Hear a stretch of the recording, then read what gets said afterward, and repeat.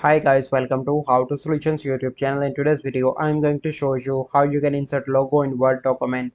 Before getting into this video, must subscribe to our YouTube channel and click on the bell icon. So the first step that you need to follow is to open Word, and then you need to click on insert, and here you have different options. You simply need to click on the picture option and click on this device. If you want, you can click on stock images, but I'm going to select this device, and then I'm going into my downloads, and here you can see the Steam logo. Click on that option. So now you can see that I inserted a logo.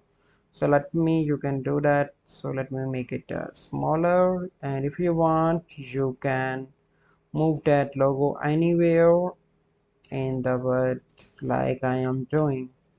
So let me place that in the bottom. So this is a simple process by which you can insert logo in Word document. I hope you find this video helpful.